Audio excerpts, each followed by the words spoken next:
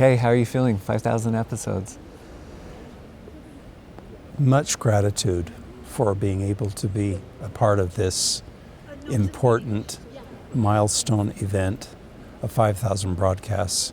And the gratitude is not only for being able to be involved in it, but gratitude for the many who have come before us, who have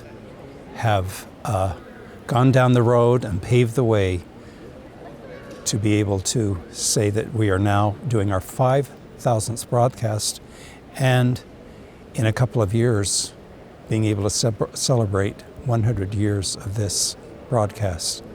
There have been thousands who have been involved in this over this long period of time, and we're grateful for them and grateful to be able to be the ones here today celebrating this important day.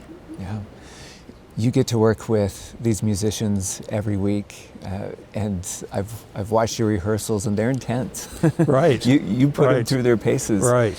How do you prepare for each rehearsal so that they are ready for each Sunday's episode?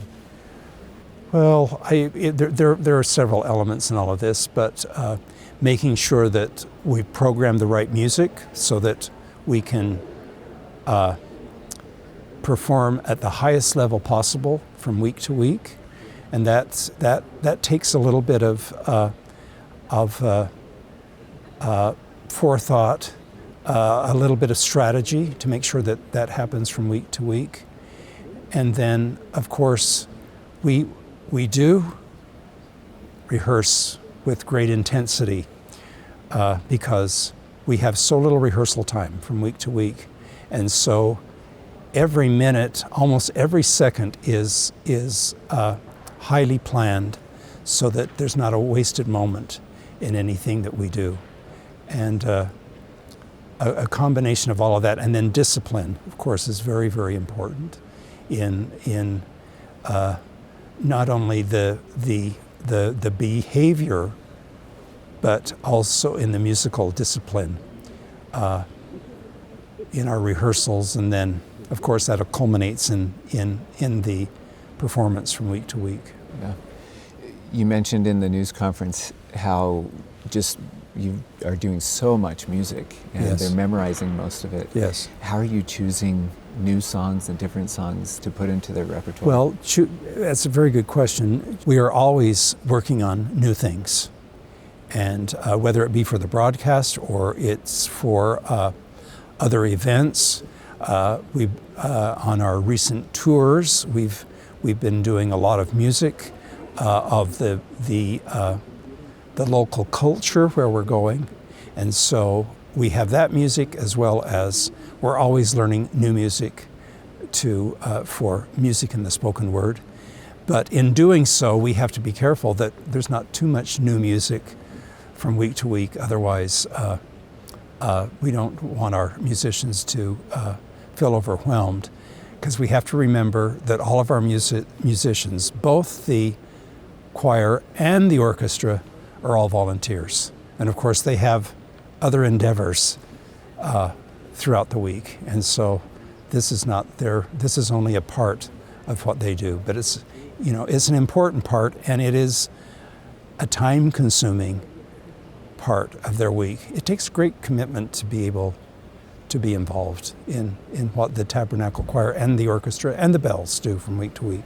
Yeah, it's so fun to see just how it's grown over the years. And yes. You're bringing in guest artists. Yes. For Christmas and right. other times.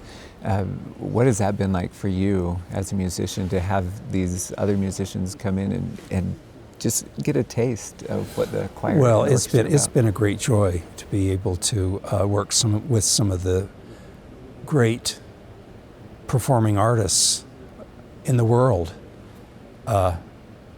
and it always amazes me that they are always very happy to receive an invitation to come and perform with the Tabernacle Choir and the orchestra, and they of course bring their great talents, and then we couple them with what we have to offer, and it's quite powerful. And we're grateful for the resources that we have to to be able to do this on a fairly regular basis. When you got into music, did you ever think that you would be a recognizable person? People know you, they love you. Well, probably not, but I feel very blessed and really feel it a great privilege to be able to do what I do.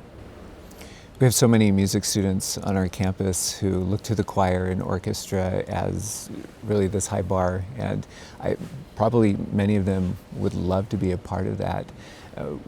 What advice would you give them to get there someday? We greatly admire the music department at BYU-Idaho and all the really wonderful things that they do there. And of course, we invite the collegiate singers to come and sing on a broadcast about every other year. And they always do such a marvelous job. And so we admire all the musicians at BYU-Idaho, and many members of the choir and the orchestra are former members and former students from the department at BYU-Idaho, and they bring a great abilities and dimension to what we do. And so we want to just say, keep up the great work and keep those marvelous students coming our way to become eventually qualified to be a member of the choir and the orchestra. Yeah. As you look to the future, the next 5,000 episodes, how are you preparing for that? I think a performing group or a performing artist is always looking to the future and how one can be even better. I always say that if you feel like you've arrived, you probably haven't arrived. So we only want to become better. And of course, we want to continue to expand our audience, which is expanding very rapidly with the miracle of technology. And so I think that is very exciting. And I think that in a way it's sort of motivating to say, we want to continue to do what we've been doing well, but we only want to do it even better. Well, Mack, thank you so much. You're welcome. Thank you.